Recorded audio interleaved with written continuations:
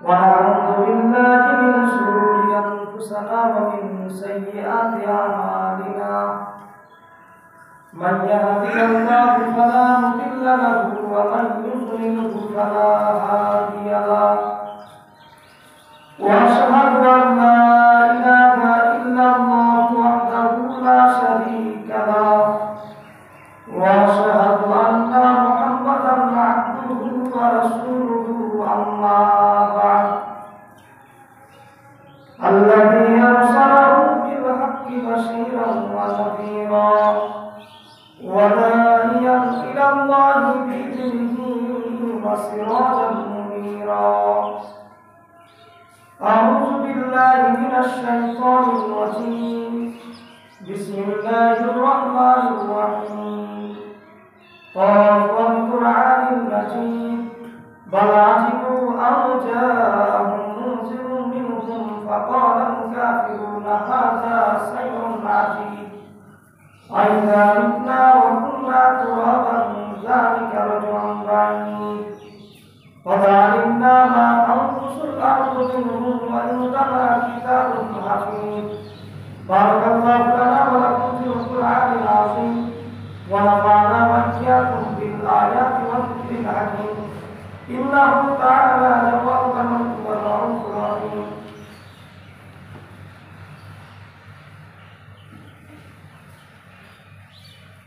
إن الحمد لله وحده والصلاة والسلام على من لا نبي بعده وقال سبحانه وتعالى يا أيها الذين آمنوا اجتنبوا كثيرا من الظن إن بعض الظن إثم ولا تجسسوا ولا يغتب بعضكم بعضا أيحب أحدكم أن يأكل لحم أخيه ميتا فكرهتموه واتقوا الله إن الله تواب رحيم الآية. عن أبي هريرة رضي الله تعالى عنه قال قال رسول الله صلى الله عليه وسلم تجدون صر الناس ذا الوجهين في الدنيا كان له لسانان من نار يوم القيامة. عن سهل بن سعد رضي الله تعالى عنه قال قال رسول الله صلى الله عليه وسلم من يثبت لي ما بين لحييه وما بين رجليه أضمن له الجنة. عن مبارك بن ثابت رضي الله تعالى عنه قال قال رسول الله صلى الله عليه وسلم قال استنبوا السبع الموبقات. قال يا رسول الله ما هن؟ قال يا رسول الله إذا حدث كذب. الحديث সমস্ত প্রশংসা একমাত্র সেই মহান আল্লাহ রাব্বুল আলামিনের জন্য যে আল্লাহ রাব্বুল আলামিন আমাদেরকে সৃষ্টি করেছেন। শুধু সৃষ্টি করেননি, তিনি সর্বশ্রেষ্ঠ জাতি এবং সর্বশ্রেষ্ঠ নবী উম্মত এবং সর্বশ্রেষ্ঠ মাখলুকাত করে তিনি আমাদেরকে দুনিয়াতে পাঠিয়েছেন। তাই আমরা সেই মহান আল্লাহর প্রশংসা করে শেষ করতে পারবো না। তবু আজকে আমরা আল্লাহকে খুশি করার জন্য, আল্লাহকে রাজি করার জন্য সকলেই আমরা আল্লাহর প্রশংসা করব। তার নিজস্ব কোনো ভাষা দিয়ে আমরা সকলেই বলি আলহামদুলিল্লাহ। তারপরে শান্তি অবতীর্ণ হোক সেই মহান নবী যিনি আমাদের জন্য ইসলামের জন্য কষ্ট করেছেন, যিনি ইসলাম সারা পৃথিবীতে ছড়িয়ে দেওয়ার জন্য অনেক কষ্টের দিকে জীবন যাপন করেছেন। সেই মহান নবীর উপরে শান্তি অবতীর্ণ হোক। আল্লাহুম্মা সাল্লি আলাইহি আল্লাহুম্মা বারিক আলাইহি সাল্লাল্লাহু আলাইহি ওয়াসাল্লাম। সম্মানিত মসজিদের মুসল্লি, আজকের আলোচ্য বিষয় হবে পরনিন্দা। পরনিন্দা সম্পর্কে এক গুরুত্বপূর্ণ আলোচনা হবে ইনশাআল্লাহ। পৃথিবীতে যত রকম পাপ রয়েছে তার মধ্যে একটি বড় পাপের মধ্যে একটি পাপ হচ্ছে পরনিন্দা করা। মানুষের সম্পত্তি অন্যায়ভাবে ভক্ষণ করলে যেমন পাপ হয়, পরনিন্দা করলে তেমনই পাপ হয়। পৃথিবীতে দুই ধরনের পাপ রয়েছে। একটি হচ্ছে হাক্কুল্লাহ, আল্লাহ তাআলার সাথে জড়িত পাপ, আর আরেকটি হচ্ছে হাকুল ইবাদ, মানুষের সাথে জড়িত পাপ। আল্লাহ তাআলার সাথে জড়িত পাপ যেসব পাপ সেগুলি ক্ষমা নেওয়া সহজ, কিন্তু মানুষের সাথে জড়িত পাপ ক্ষমা নেওয়া সহজ নয়। আর যেই সব পাপ ক্ষমা নেওয়া কঠিন, তাদের মধ্যে একটি পাপ হচ্ছে পরনিন্দা করা। আল্লাহ রাব্বুল আলামিন সূরা হুমাযা 104 নম্বর সূরা আয়াত নম্বর 1 আল্লাহ রাব্বুল আলামিন বলছেন ওয়াইলুল লিকুল্লি হুমাযাতিন লুমাযা। আল্লাহ রাব্বুল আলামিন বলছেন ধ্বংস হয়ে হবে, নিশ্চিত ধ্বংস হয়ে হবে যারা মানুষের পিছনে এবং সামনে গীবত পরনিন্দা করে। আল্লাহ রাব্বুল আলামিন সূরা হুজুরাত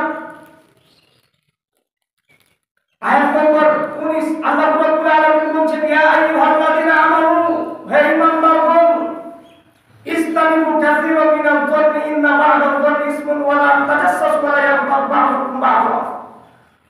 আল্লাহ রাব্বুল আলামিন বলছেন হে পৃথিবীর মানুষ, হে ঈমানদার মানুষ, তোমরা শুনে রাখো, তোমরা বেশি বেশি ধারণা করা থেকে বিরত থাকো, কেননা ধারণাই হচ্ছে পাপ, এবং তোমরা মানুষের গোপন বিষয় অনুসন্ধান করবা এবং তোমরা একে অপরের নিন্দা করবা। অর্থ আয়াত থেকে আল্লাহ রাব্বুল আলামিন বুঝাতে চেয়েছেন বা আমরা বুঝতে পারলাম, আল্লাহ রাব্বুল আলামিন বলছেন দুনিয়ার মানুষ তোমরা ধারণা করা থেকে বেঁচে থাকো। ধারণা করতে পারবেন না যে অমুক ব্যক্তি এই পাপটা করেছে, এই কাজটা অমুক করেছে, ধারণা করা যাবে না। ধারণা থেকে বেঁচে থাকতে হবে, কেননা কোনো ধারণায় পাপ হয়েছে, সব ধারণা পাপ নয়, কিছু কিছু ধারণা করে মানুষ যেগুলি পাপ। তারপরে আল্লাহ রাব্বুল আলামিন বলছে যে তোমরা একে অপরের গোপনীয় বিষয়, গোপনীয় পাপ তোমরা অনুসন্ধান করো না। তারা দুজনে বসে কি বলছে তোমরা তার কান লাগিয়ে শোনো না। তারা স্বামী স্ত্রী কি বলছে এটা আপনি কান লাগিয়ে শুনবেন না। যদি পৃথিবীতে আপনি কোন ব্যক্তির গোপন কথা, গোপন পাপ যদি আপনি জানেন আর মানুষের সামনে যদি আপনি প্রকাশ না করেন, তাহলে কিয়ামতের মাঠে আল্লাহ রাব্বুল আলামিন লক্ষ কোটি কোটি মানুষের সামনে, সমস্ত মানুষের সামনে আপনাকে ডাকবে আর আল্লাহ বলবে, আল্লাহ রহমতের চাদর দিয়ে আপনাকে ঘিরে নেবেন আর বলবেন বান্দা বলো তো এই পাপটি কি তোমার? তখন আপনি বলবেন আল্লাহ এই পাপটি হচ্ছে আমার, এই পাপটি আমি করেছি। আল্লাহ বলবে বান্দা ফেরেশতারা কি এই পাপটি জবরদস্তি লিখে দিয়েছে তুমি মনে করো? তখন সে বান্দা বলবে না আল্লাহ এই পাপটি আমি করেছি, এই পাপটি হচ্ছে আমার। তখন আল্লাহ রাব্বুল আলামিন বলবে দুনিয়াতে ওই ব্যক্তির অমুক পাপের কথা তুমি জানতে, কিন্তু মানুষের সামনে তুমি বলনি। এই জন্য আজকে আমি আল্লাহ কিয়ামতের মাঠে তোমার যত পাপ রয়েছে, যত গোপন পাপ রয়েছে, সমস্ত পাপ মানুষের সামনে প্রকাশ না করে জান্নাতে পাঠিয়ে দিই। তাহলে দুনিয়াতে যদি আপনি কোনো মানুষের পাপ ছুপিয়ে রাখেন, তাহলে কিয়ামতের মাঠে আল্লাহ রাব্বুল আলামিন আপনার পাপ ছুপিয়ে রাখবে। যেভাবে রাসূল সাল্লাল্লাহু আলাইহি ওয়াসাল্লাম মানুষের পাপ, গোপন পাপ ছুপিয়ে রেখেছিলেন। একটি হাদিস আপনাদের সামনে আমি পেশ করি। একজন সাহাবী এসে আল্লাহ নবীকে বলছেন তাহিরনি ইয়া রাসূলুল্লাহ, আল্লাহ নবী আপনি আমাকে পবিত্র করুন। তখন রাসূল সাল্লাল্লাহু আলাইহি ওয়াসাল্লাম সেই ব্যক্তিকে বলছে ইরজি, তুমি ফিরে যাও, আস্তাগফিরুল্লাহ, তওবা, তুমি ক্ষমা চাও, ওয়াতুবু ইলাইহি, তুমি তওবা করো, আল্লাহ তোমাকে ক্ষমা করে দেবে। সাহাবী কিছু দূর গেলেন, আবার ফিরে এসে বলছে আল্লাহ নবী আপনি আমাকে পবিত্র করুন। আল্লাহ নবী বলছে যাও, ফিরে যাও, আস্তাগফিরুল্লাহ ওয়া আতুবু ইলাইহি, তুমি তওবা করো, ক্ষমা চাও, আল্লাহ তোমাকে ক্ষমা করে দেবে। লোকটি কিছু দূর গেলেন, আবার ফিরে এসে বলছে আল্লাহ নবী আপনি আমাকে পবিত্র করুন। লোকটি আল্লাহ নবী আবার বললেন যাও, ক্ষমা চাও, তওবা করো, আল্লাহ তোমাকে ক্ষমা করে দেবে। লোকটি গেলেন, আবার চতুর্থবার যখন এসেছে তখন আল্লাহ নবী একটু রাগ করে বলছে লোকটি কি পাগল? আমি তাকে যেতে বলছি, তুমি যাও, যতই বড় পাপ হোক কেন তুমি আল্লাহর কাছে ক্ষমা চাও, আল্লাহ তোমার পাপ ক্ষমা করবে। লোকটি কি পাগল? সে কি আমার কথা বুঝতে পারছে না? তখন সাহাবী বলছেন জি না আল্লাহর নবী, এই লোকটি তো পাগল নয়, এই লোকটি তো ভালো মানুষ। তখন আল্লাহ নবী বলছেন, তাহলে কি লোকটি মদ পান করেছে, এই জন্য তার মস্তিষ্ক বিক্রি হয়ে গেছে, আমার কথা সে বুঝতে পারছে না? তখন একজন ব্যক্তি দাঁড়ালেন, একজন সাহাবী দাঁড়ালেন, তার লাগে মুখ শুনে দেখে বললেন যে না আল্লাহ নবী, এই লোক মদ পান করেনি। কেন? মদ পান করলে তো মুখ বন্ধ করবে, মদ পান করেনি। তারপর রাসূল সাল্লাল্লাহু আলাইহি ওয়াসাল্লাম বলছে শেষের দিকে, তাহলে কি তুমি জেনা করেছো? মানে আপনি কি বলতে চাচ্ছেন যে প্রথমেই যখন এই সাহাবী এসে আল্লাহ নবীকে বলবে যে আল্লাহ নবী আপনি আমাকে পবিত্র করুন, তখনই আল্লাহ নবী ঘটনা বুঝেছে যে এই লোকটি এই পাপ করেছে, কিন্তু মানুষের সামনে প্রকাশ করবেন না। এই জন্য তাকে বারবার বলছে ফিরে যাও, ক্ষমা চাও, তওবা করো, ক্ষমা চাও, ক্ষমা করে দিবে। বারবার, একবার পাঠালেন, আবার এসে বলছে, দুইবার আবার পাঠালেন, তিনবার, চতুর্থবার এসেছে। তারপরে নবী তাকে বলছে না আমি তোমাকে কেন পবিত্র করব, তুমি কি করেছো? তারপরে বলছে লোকটি কি তাহলে পাগল? তারপরে নবী বলছে কিন্তু তাহলে কি লোকটি মদ পান করেছে? মানুষ আল্লাহ নবী কিভাবে সাহাবীদের পাপ, মানুষের গোপন পাপ ছুপিয়ে রাখতেন। আর আপনার আমার অভ্যাস হচ্ছে কার মেয়ে কি করলো, কার ছেলে কি করলো, মানুষের পাপ ভরাই আপনার স্বভাব। এই জন্য আল্লাহ রাব্বুল আলামিন বলছে পৃথিবীর মানুষ তোমরা শুনে রাখো, তোমরা কি করো না, একে অপরের গোপনীয় বিষয় অনুসন্ধান করো না এবং তোমরা একে অপরের নিন্দা করো না। আইয়ুহিব্বু আহাদুকুম আন ইয়াকুলা লাহমা আখিহি মাইতান ফাকারিহতুমুহু। আল্লাহ রাব্বুল আলামিন বলছে সারা পৃথিবীর মানুষদেরকে, তোমরা কি নিজেদের ভাইয়ের মাংস খেতে তোমরা কি ভালোবাসো? অবশ্যই তোমাদের কাছে এটা ঘৃণিত পাপ। তিনটি জিনিস ভালোভাবে মনে রাখুন। এক নম্বর হচ্ছে মুসলমানের মাংস হারাম, দ্বিতীয় হচ্ছে মৃত্যু ভাইয়ের মাংস হারাম, তৃতীয় হচ্ছে নিজের ভাই। এক নম্বর মুসলমানের মাংস খাওয়া হারাম, তারপরে নিজের ভাইয়ের কথা বলছে, মানে জঘন্য হারাম। কেউ কি আমার মৃত্যু ব্যক্তি, মৃত্যু ভাইয়ের বস্তু, তার থেকেও খারাপ। কেউ কি নিজের ভাইয়ের মাংস খেতে চাইবে? কত জঘন্য, কত খারাপ। এটা যত পাপ, এটা যত জঘন্য, নিজের ভাইয়ের মৃত্যু ব্যক্তির মৃত্যু ভাইয়ের বস্তু যত খাওয়া, যত ভক্ষণ করা, যত পাপ, যত জঘন্য, গীবত পরনিন্দা তার থেকে অনেক বেশি পাপ। এজন্য আল্লাহ রাব্বুল আলামিন ওয়াত্তাকুল্লাহ, তোমরা আল্লাহকে ভয় করো, ইন্নাল্লাহা তাওয়াবুর রহিম, অত্যন্ত আল্লাহ তাআলা দয়াশীল, ক্ষমাশীল। এজন্য আপনাকে কি করতে হবে? এই সব পাপ থেকে, গীবত পরনিন্দা পাপ থেকে আপনাকে বেঁচে থাকতে হবে। কেন? এই পাপটি হচ্ছে মানুষের সাথে জড়িত পাপ, যা আল্লাহর কাছে ক্ষমা চাইলে ক্ষমা হবে না। যার নামে আপনি গীবত করেছেন, যার নামে আপনি মিথ্যা অপবাদ করবেন, যার নামে আপনি গীবত করবেন, যার নামে যাকে আপনি গালি দিবেন, তার কাছে আপনাকে ক্ষমা চাইতে হবে। আজকে আপনি আমার নিন্দা করে, অন্য আপনার ভাইয়ের নিন্দা করে আপনি হজ করতে গিয়ে কাবা ঘরে গিলাপ ধরে বলছেন আল্লাহ আমি অমুক ব্যক্তির গীবত করেছি, অমুক ব্যক্তির সম্পদ অন্যায়ভাবে ভক্ষণ করেছি, অমুক ব্যক্তির টাকা আমি মেরে খেয়েছি, আল্লাহ তুমি আমাকে ক্ষমা করো। আল্লাহ বলবেন আজীবন ক্ষমা চাইলে ক্ষমা হবে না। মানুষের সাথে জড়িত পাপ আল্লাহ ক্ষমা করবে না, বান্দার কাছেই ক্ষমা চাইতে হবে।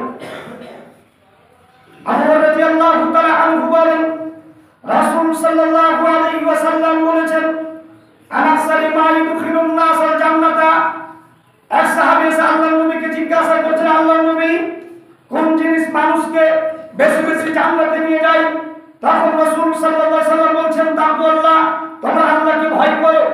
আল্লাহকে ভয় করতে হবে। পৃথিবীর মানুষেরা আল্লাহকে যত বেশি ভয় করবে তত তাড়াতাড়ি তারা জান্নাতে যেতে পারবে। রাসূল সাল্লাল্লাহু আলাইহি ওয়াসাল্লাম আল্লাহর ভয় সম্পর্কে উদাহরণ দিতে গিয়ে তিনি বলেন, গরুর বাট থেকে, গরুর উলান থেকে দুধকে টেনে বের করার পর ভিতরে ঢোকানো যায় না, যেমন গরুর বাট থেকে, গরুর উলান থেকে দুধকে টেনে বের করার পর ভিতরে ঢোকানো যেমন অসম্ভব, আল্লাহর ভয়ে ক্রন্দনকারী, আল্লাহর ভয়ে কাঁদে যারা, তাদের জাহান্নামে যাওয়া তেমন অসম্ভব। রাসূল সাল্লাল্লাহু আলাইহি ওয়াসাল্লাম সাহাবীদেরকে বলেন, সাহাবীগণ তোমরা কি জানো? সাহাবীগণ আমি যেমন আল্লাহকে চিনি, তোমরা যদি আল্লাহকে তেমন ভাবে চিনতে, আমি যেমন আল্লাহকে ভয় করি, তোমরা যদি আল্লাহকে তেমন ভাবে ভয় করতে, তাহলে কাঁদতে, কম কম হাসতে। আপনি কয়েকদিন আল্লাহর ভয়ে কেঁদেছেন? আপনি বলুন তো, আপনার বয়স আজকে 70 বছর হয়ে গেল, আপনি মুখে হাত দিয়ে বলতে পারবেন না যে একদিন আল্লাহর ভয়ে আমার চোখ থেকে পানি বের হয়েছে, একদিন আল্লাহর ভয়ে আমি কেঁদেছি? এরকম আপনি দেখাতে পারবেন না। এমন কোন দিন, এমন কোন বছর, এমন কোন সপ্তাহ আপনি দেখাতে পারবেন যে এই দিন অমুক মাসে, অমুক বছরে, অমুক দিন আমি কেঁদেছিলাম, আপনি বলতে পারবেন না। রাসূল সাল্লাল্লাহু আলাইহি ওয়াসাল্লাম বলেন, দুই শ্রেণীর চক্ষুর জন্য আল্লাহ রাব্বুল আলামিন জাহান্নামের আগুনকে হারাম করে দিয়েছেন। দুই শ্রেণীর চক্ষুর জন্য আল্লাহ রাব্বুল আলামিন জাহান্নামের আগুনকে হারাম করে দিয়েছেন। তাদের মধ্যে এক শ্রেণীর চক্ষু হচ্ছে যারা আল্লাহর ভয়ে কাঁদে। আপনি যদি এক ফোঁটা আল্লাহর ভয়ে কাঁদেন, তাহলে সেই চক্ষুর জন্য জাহান্নাম হারাম। এজন্য আল্লাহকে ভয় করতে হবে। যখন সাহাবী বললেন, আল্লাহ নবী কি আমল করলে কোন জিনিস মানুষকে বেশি বেশি জান্নাতে নিয়ে যায়, তখন আল্লাহ রাব্বুল আলামিন আল্লাহ নবী অন্য কথা বললেন না যে নামাজ পড়ো, হজ করো, যাকাত দাও, এই কথা বললেন না। আল্লাহ নবী বললেন যে তোমরা ভয় করো, আল্লাহকে ভয় করো। দুই, ওয়া হুসনুল খুলুকি, উত্তম চরিত্র। মানুষের সাথে ভালো ব্যবহার করো, মানুষকে ভালো কথা বলো। এই দুটি কাজ করলে মানুষ বেশি বেশি জান্নাতে যাবে। قال রাসূলুল্লাহ সাল্লাল্লাহু আলাইহি ওয়াসাল্লাম, আবার রাসূল সাল্লাল্লাহু আলাইহি ওয়াসাল্লামকে জিজ্ঞাসা করা হলো, আনাসারি মা ইউদখিলুন নাসান নারা, আল্লাহর নবী কোন জিনিস মানুষকে বেশি বেশি জাহান্নামে নিয়ে যায়? তখন রাসূল সাল্লাল্লাহু আলাইহি ওয়াসাল্লাম বলেন, আল ফাম ওয়াল ফাম, তা হচ্ছে মুখ আর লজ্জার স্থান। এই মুখ দিয়ে মানুষ করবে গীবত, এই মুখ দিয়ে মানুষ করবে পরনিন্দা, এই মুখ দিয়ে মানুষ মানুষকে গালি দেবে, এই মুখ দিয়ে, এই জিহ্বা দিয়ে মানুষ মানুষকে অপমান করবে। এই জিহ্বার কারণে মানুষ বেশি বেশি জাহান্নামে যাবে। عن سهل بن سعد رضي الله تعالى عنه قال قال رسول الله صلى الله عليه وسلم, সাহল ইবনে সাদ রাদিয়াল্লাহু তাআলা আনহু বলেন, রাসূল সাল্লাল্লাহু আলাইহি ওয়াসাল্লাম বলেছেন, মান ইয়াজমানি মা বাইনা লাহইহি ওয়া মা বাইনা রিজলাইহি আযমাল্লাহু জান্নাহ। রাসূল সাল্লাল্লাহু আলাইহি ওয়াসাল্লাম বলেন, পৃথিবীর মানুষ তোমরা শুনে রাখো, যদি তোমরা দুটি জিনিসের জিম্মেদার নিতে পারো, তাহলে আমি নবী তোমাদের জন্য জান্নাতের জিম্মেদার নিলাম। আল্লাহ নবী বলছে, যদি তোমরা দুনিয়াতে দুটি জিনিসের জিম্মেদার নিতে পারো, তাহলে আমি নবী তোমাদের জন্য জান্নাতের জিম্মেদার নিলাম। তার মধ্যে একটি হচ্ছে এই দুই চোয়ালের ভিতরে এই জিহ্বা। আল্লাহ নবী এই জিহ্বাটা ধরে বললেন, এই জিহ্বার জিম্মেদার যে ব্যক্তি নিতে পারবে, আমি নবী তার জন্য জান্নাতের জিম্মেদার নিলাম।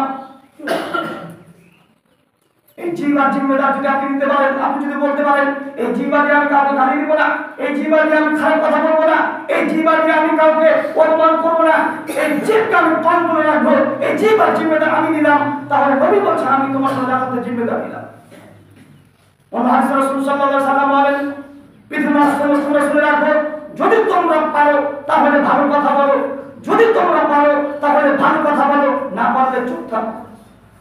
রাসূল সাল্লাল্লাহু আলাইহি ওয়াসাল্লাম সাহাবীদেরকে বলেন, সাহাবীগণ তোমরা কি বলতে পারো মানুষকে পিছন দিক থেকে ধাক্কা মেরে জাহান্নামে নিক্ষেপ করে কি?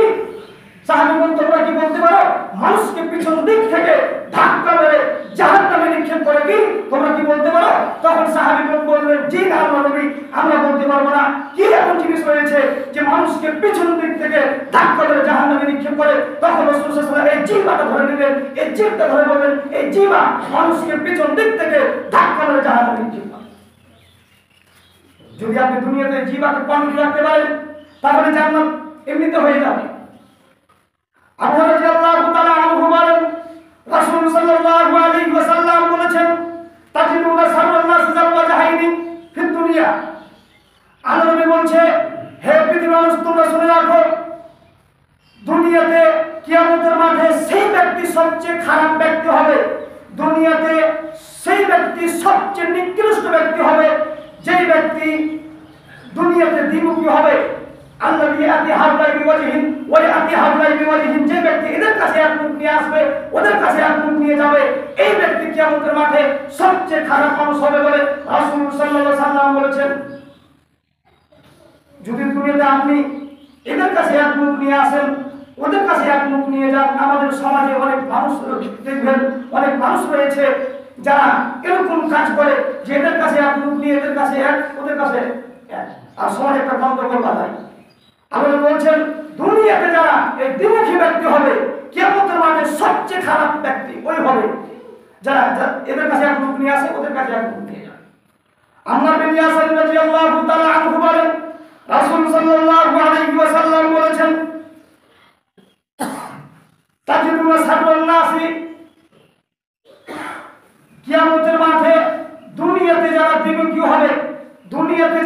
দ্বিমুখী ব্যক্তি হবে, কিয়ামতের মাঠে আল্লাহ রাব্বুল আলামিন তাদের একটি মুখে আগুনের দুটি জিহ্বা দিবেন। দুনিয়াতে যদি আপনি দ্বিমুখী ব্যক্তি হন, দুনিয়াতে যদি আপনি এদের কথা ওদেরকে বলেন, ওদের কথা ওদেরকে বলেন, তাহলে আপনার একটি মুখে আগুনের দুটি জিহ্বা হবে। যদি আপনার একটি মুখে আগুনের দুটি জিহ্বা হয়, তাহলে আপনার অবস্থা কেমন হতে পারে? আপনি নিজেই পরিকল্পনা করুন, নিজেই ভাবুন যে আমার অবস্থা কি হতে পারে। একটি মুখে আগুনের দুটি জিহ্বা হবে, এটা কোনো সাধারণ কথা নয়, এটা কোনো সাধারণ কথা হতে পারে না। এই আমাদেরকে ভয় করতে হবে, এই গীবত পরনিন্দা থেকে আমাদেরকে বাঁচতে হবে। পৃথিবীতে দুই ধরনের পাপ রয়েছে, একটি হচ্ছে আল্লাহর সাথে জড়িত পাপ, আর একটি হচ্ছে বান্দার সাথে জড়িত পাপ। পরনিন্দা হচ্ছে বান্দার সাথে জড়িত পাপ, যা আল্লাহর কাছে ক্ষমা চাইলে ক্ষমা হবে না। আবু হুরায়রা রাদিয়াল্লাহু তাআলা আনহু বলেন, এখন রাসূল সাল্লাল্লাহু আলাইহি ওয়াসাল্লাম সাহাবীদেরকে বলছেন, সাহাবীগণ তোমরা কি বলতে পারো গীবত কি, গীবত কাকে বলে? তখন সাহাবীগণ বললেন, জি না আল্লাহর নবী, আমরা বলতে পারবো না গীবত কি, গীবত কাকে বলে। তখন রাসূল সাল্লাল্লাহু আলাইহি ওয়াসাল্লাম বলছেন, তুমি এমন কোন কথা তোমার ভাইকে বললে, তুমি এমন কোন কথা তোমার ভাইকে বললে, আর সে যদি শুনতে পায়, তাকে যদি খারাপ লাগে, তাহলে সেটা হবে গীবত। তখন একজন সাহাবী দাঁড়িয়ে বললেন, আল্লাহর নবী, আমি যেই কথা বলবো সেই কাজ যদি আমার ভাই করে থাকে, তাহলে কি সেটা গীবত হবে? তখন রাসূল সাল্লাল্লাহু আলাইহি ওয়াসাল্লাম বলছেন, হ্যাঁ, তুমি এমন কোন কথা তোমার ভাইকে বললে, সে যদি সেটা করে থাকে আর তুমি যদি সেটা বলো, তাহলে সেটা হবে গীবত। আর সে যদি করে না থাকে, তোমার ভাই যদি চুরি করে না থাকে আর তুমি যদি তাকে চোর করে থাকো, তাহলে সেটা হবে মিথ্যা অপবাদ। দুইটা পাপ দুই ধরনের। আপনি এমন কোন কথা বলতে পারবেন না আপনার ভাইকে যে আপনার ভাইকে খারাপ লাগে। দুনিয়াতে তো আমরা বলছি যে আমাদের টুপি রয়েছে, দাড়ি ছেড়ে আছি, আর পাঁচ ওয়াক্ত সালাত আদায় করছি, আমার মতো ভালো মানুষ কেউ নেই পৃথিবীতে, আমি সবচেয়ে ভালো মানুষ আমি মনে করছেন নিজেকে। তো আপনি যে নিজেকে ভালো বলছেন যে আমি ভালো মানুষ, আমি পরহেজগার মানুষ, আমি দিনদার মানুষ, আপনি কি করে বুঝবেন যে আমি ভালো মানুষ? আমি কি করে বুঝবো আমি ভালো মানুষ? একজন সাহাবী এসে আল্লাহর নবীকে বলছে, আল্লাহর নবী, আমি যে ভালো মানুষ এটা আমি কি করে বুঝবো? আপনি নিজেকে ভালো বলছেন, আর আপনি নিজেকে পরহেজগার ব্যক্তি বলছেন, যে আমার মতো পরহেজগার দিনদার কেউ নেই। আমি তাহাজ্জুদ ও সালাত আদায় করি, রুখে দাঁড়িয়ে রয়েছে, পাঞ্জাবি টুপি পরে আমি চলি, আমি সবথেকে ভালো মানুষ। এটা আপনি কি করে বুঝবেন যে আপনি ভালো মানুষ? আমি কি করে বুঝবো যে আমি ভালো মানুষ? রাসূল সাল্লাল্লাহু আলাইহি ওয়াসাল্লামের কাছে যখন ওই সাহাবী এসে বললেন যে আল্লাহর নবী, আমি যে ভালো মানুষ এটা আমি কি করে বুঝবো? তখন রাসূল সাল্লাল্লাহু আলাইহি ওয়াসাল্লাম বলছে, তুমি শুনে রাখো, যদি তোমার প্রতিবেশী তোমাকে বলে তুমি ভালো, তাহলে তুমি হবে ভালো। আর যদি তোমার প্রতিবেশী তোমাকে খারাপ বলে, তাহলে তুমি হবে খারাপ। যদি আপনার প্রতিবেশী আপনাকে ভালো বলে, তাহলে আপনি ভালো হবেন। আর যদি আপনার প্রতিবেশী আপনাকে খারাপ বলে, তাহলে আপনি হবেন খারাপ। এখানে আমি একটা গল্প বলি। গল্পটা হচ্ছে, এক ফেরেশতা এক সাধারণ মানুষকে এসে বলছে যে তুমি আমার কাছে যা চাইবে আমি তোমাকে তাই দেব, শর্ত হচ্ছে তোমার প্রতিবেশীকে ডবল দেব। তখন সেই ব্যক্তি বলছে যে আমার একটি সুন্দর গাড়ি চাই। তাকে একটি সুন্দর গাড়ি দেওয়া হলো, তার প্রতিবেশীকে দুটি সুন্দর গাড়ি দেওয়া হলো। তারপরে সেই ব্যক্তি বলছে যে আমার একটি সুন্দর বাড়ি চাই। তাকে একটি সুন্দর বাড়ি দেওয়া হলো, তার প্রতিবেশীকে দুটি সুন্দর বাড়ি দেওয়া হলো। তারপরে সেই ব্যক্তি বলছে যে আমার একটি সুন্দর ফ্যাক্টরি চাই বা কোনো একটা ভালো জিনিস চাই, তাকে দেওয়া হলো, তার প্রতিবেশীকে দমন দেওয়া হলো। তারপরে সেই ব্যক্তি বলছে যে ফেরেশতা আমার একটি চোখ বন্ধ করে দাও। মানে তার এটা বোঝাতে চাচ্ছে, সে ভাবছে যদি আমার একটি চোখ বন্ধ করে দেয়, তাহলে আমার প্রতিবেশী দুটি চোখ বন্ধ করে দেবে। মানে মানুষ কত খারাপ হলে প্রতিবেশীর সাথে এরকম ধারণা করতে পারে। মানে সে সুখ শান্তিতে বসবাস করবে, ভালোভাবে বসবাস করবে, এটা তার মাথায় নেই। সে শুধু প্রতিবেশীকে নিয়ে পড়ে আছে। সে আমার থেকে ভালো হয় কেন, সে আমার থেকে ভালো খাই কেন, সে আমার থেকে ভালো পড়ে কেন, সবসময় সে প্রতিবেশীর সাথে লেগে আছে। আপনার বাড়ির পাশে যে আপনার ভাই রয়েছে, তাকে যদি জিজ্ঞাসা করা হয় যে ভাইরা বলুন তো আপনার প্রতিবেশী কেমন, তখন সে বলবে খুব খারাপ। তাকে যদি আবার বলা হয় যে ওই কেমন, ও খুব খারাপ, সবাইকে খারাপ। এজন্য রাসূল সাল্লাল্লাহু আলাইহি ওয়াসাল্লাম বলছে তুমি তখন ভালো হবে, আপনি তখন ভালো হবেন যখন আপনি আপনার প্রতিবেশীর কাছে ভালো। এই জন্য ভালো মানুষ ব্যক্তি হতে হবে, এই জিহ্বাকে কন্ট্রোলে রাখতে হবে, এই জিহ্বা আপনার জিম্মেদারি নিতে হবে, তাহলে আপনি জান্নাতে যাবেন। আবু বকর ইবনে সামিত রাদিয়াল্লাহু তাআলা আনহু থেকে বলেন রাসূল সাল্লাল্লাহু আলাইহি ওয়াসাল্লাম বলেছেন ইসমানুস লিসিতান মিন আনফুসিকুম আযমালাকুমুল জান্নাহ, যদি তোমরা 6টি জিনিসের জিম্মেদারি নিতে পারো তাহলে আমি নবী তোমাদের জন্য জান্নাতের জিম্মেদারি নিলাম। ওই হাদিস আমরা দুটি পড়েছিলাম। এই হাদিসে রাসূল সাল্লাল্লাহু আলাইহি ওয়াসাল্লাম 6টি জিনিসের জিম্মেদারি যদি তোমরা নিতে পারো তাহলে আমি নবী তোমাদের জন্য জান্নাতের জিম্মেদারি নিলাম। এক, উসতুবাইদা হাদাসতুম, যখন তোমরা কথা বলবে সত্য কথা বলবে। ওয়াফিদা ওয়াতুম, যখন তোমরা ওয়াদা করবে তা পূরণ করবে। ওয়াইদা আনতুম মিনতুম, যখন তোমরা আমানত তোমাদের কাছে রাখা হবে তখন তোমরা সময় মতো প্রদান করবে। ওয়াহফাজু ফুরুজাকুম, লজ্জা স্থানে হেফাজত করবে। ওয়াকুসু আবসারাকুম, তোমরা নিজের দৃষ্টিকে নিচু রাখবে। ওয়াকুফু আইদিয়াকুম, নিজের হাতকে অন্যায় কাজ হতে বিরত রাখবে। এই হাদিসে আমরা 6টি জিনিসের জিম্মেদার পেলাম। এই 6টি জিনিস, এই 6টি কাজ যদি আপনি করতে পারেন তাহলে রাসূল সাল্লাল্লাহু আলাইহি ওয়াসাল্লাম বলেন আমি তোমাদের জন্য জান্নাতের জিম্মেদারি নিলাম। এক, যখন আপনি কথা বলবেন সত্য কথা বলবেন।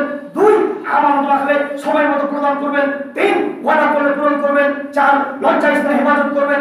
5, দৃষ্টিকে নিচে রাখবেন। 6, হাতকে অন্যায় কাজ থেকে আপনি বিরত রাখতে হবে। عن عائشة رضي الله تعالى عنها قالت قلت للنبي صلى الله عليه وسلم حسبك من صفية كذا وكذا تعني قصيرة فبلغت كلمة لو مسجت بها الظهر ما مسجته رسول صلى الله عليه وسلم عائشة رضي الله থেকে একটি হাদিস বলেন আমি একদিন সাফিয়া সম্পর্কে এই বললাম। আল্লাহ নবী সব সময় সাফিয়ার প্রশংসা করতেন। আল্লাহ নবী বলতেন সাফিয়া হচ্ছে গুণবতী মহিলা, সাফিয়া হচ্ছে সুন্দরী মহিলা, সাফিয়া হচ্ছে ভালো মহিলা। সব সময় আল্লাহ নবী সাফিয়া সম্পর্কে প্রশংসা করতেন। এখন আয়েশা রাদিয়াল্লাহু তাআলা আনহা সহ্য করতে না পেরে তিনি বললেন যে আল্লাহ নবী একজন খাঁটি মহিলার এত বড় প্রশংসা করছেন। যদি আপনি আপনার স্ত্রীর সামনে অন্য কোনো মেয়ে বা অন্য কোনো মহিলা যদি আপনি প্রশংসা করেন তাহলে আপনার স্ত্রী রেগে যাবে, সে আপনাকে আর ভালোবাসবে না। দুনিয়াতে এরকম, দুনিয়াতে শুধু নয় রাসূলের স্ত্রীরা তেমন ছিল। যখন আল্লাহ নবী সাফিয়া সম্পর্কে প্রশংসা করতেন এখন আয়েশা এরকম বললেন যে আপনি একজন খাঁটি মহিলার এত বড় প্রশংসা করছেন। তখন রাসূল সাল্লাল্লাহু আলাইহি ওয়াসাল্লাম বললেন কুনতি কালিমাতাল লাহু মুসিজাত বিহাল বাহরা লা মাসজাতুহু। আল্লাহ বলছে আয়েশা তুমি এমন কথা বললে, আয়েশা তুমি এত বড় কথা বললে, আয়েশা তোমার এই কথা এত জঘন্য, আয়েশা তোমার এই কথা এত বড় যে এই তোমার কথাকে, এই তোমার এই বাক্যকে যদি সমুদ্রের পানির মধ্যে ফেলে দেওয়া হয় তাহলে সমুদ্রের রং পরিবর্তন হয়ে যাবে, সমুদ্রের রং ঘোলা হয়ে যাবে। যদি খাটো বলার কারণে একজন মহিলাকে খাটো বলার কারণে যদি সমুদ্রের রং পরিবর্তন হয়ে যেতে পারে, সমুদ্রের পানি যদি ঘোলা হয়ে যেতে পারে, এই শব্দটা যদি এত বড় হতে পারে তাহলে দিনটা আমরা যাতে দুর্নাম করছি, যারা আমরা বদনাম করছি, যারা আমরা পরনিন্দা করছি, আমাদের অবস্থা কি হতে পারে? আমরা কোথায় যাব? জাবের রাদিয়াল্লাহু তাআলা আনহু বলেন এখন আমি রাসূল সাল্লাল্লাহু আলাইহি ওয়াসাল্লাম এখন আমি জিবরাইলের সাথে মিরাজে গেলাম। দেখলাম যে কিছু মানুষ রয়েছে যাদের নখ রয়েছে লম্বা লম্বা তামার। রাসূল সাল্লাল্লাহু আলাইহি ওয়াসাল্লাম বলছেন যে আমি জিবরাইলের সাথে যখন মিরাজে গেলাম দেখলাম যে কিছু লোক রয়েছে যাদের নখ রয়েছে লম্বা লম্বা তামার। তারা কি করছে? নিজেরা চেহারার মধ্যে মাছা গোশত ছিঁড়ে নিচ্ছে। জিবরাইল আমি বলছি জিবরাইল এরা কারা? যারা নিজেদের চেহারা মাংস নিজেরাই চিড়ে খাচ্ছে, এরা কারা? তখন জিবরাইল বলছে আল্লাহ নবী এরা হচ্ছে ওরাই যারা মানুষের গোশত খেত, এরা হচ্ছে ওরাই যারা মানুষের নামে বদনাম করতো, এরা হচ্ছে ওরাই যারা মানুষের নামে গীবত করতো। দুনিয়াতে যদি আপনি গীবত করেন, দুনিয়াতে যদি আপনি মানুষের নামে মিথ্যা অপবাদ লাগান, দুনিয়াতে যদি আপনি মানুষের বদনাম করেন তাহলে কিয়ামতের মাঠে আপনার নখ হবে লম্বা লম্বা তামার, আর আপনার শাস্তি হবে আপনি নিজের চেহারা মানুষ নিজেই চিড়ে খাবেন। এটা হচ্ছে শাস্তি। এজন্য সকলের উচিত এই পরনিন্দা পাপ থেকে আমাদেরকে বেঁচে থাকতে হবে। কেন পৃথিবীতে অনেক পাপ রয়েছে যেগুলি আল্লাহর সাথে জড়িত পাপ সহজেই ক্ষমা হবে বা আমরা আশা রাখি। আর মানুষের সাথে জড়িত পাপ আল্লাহ রাব্বুল আলামিন ক্ষমা করবে না। আল্লাহ রাব্বুল আলামিন সবাই মুসলমানদেরকে কথাগুলো মানার বুঝার তৌফিক দান করুন। সাল্লাল্লাহু আমিন। এখান থেকে আমরা সংক্ষিপ্ত বক্তব্য সমাপ্তি করছি। ওয়া আলাইনা ইল্লাল বালাগ। বিসমিল্লাহির রহমানির রহিম। ইয়া আইয়ুহাল্লাযীনা আমানু ইযা নুদিয়া লিস-সালাতি মিন ইয়াউমিল জুমআতি ফাসআউ ইলা যিকরিল্লাহি ওয়া যারুল বাই'আ যালিকুম খায়রুল লাকুম ইন কুনতুম তা'লামুন। فإذا قضيت الصلاة فانتصروا بالحق وابتغوا من فضل الله واذكروا الله كثيرا لعلكم تفلحون وإذا رأوا تجارة أو لهوا انفضوا إليها وتركوك قائما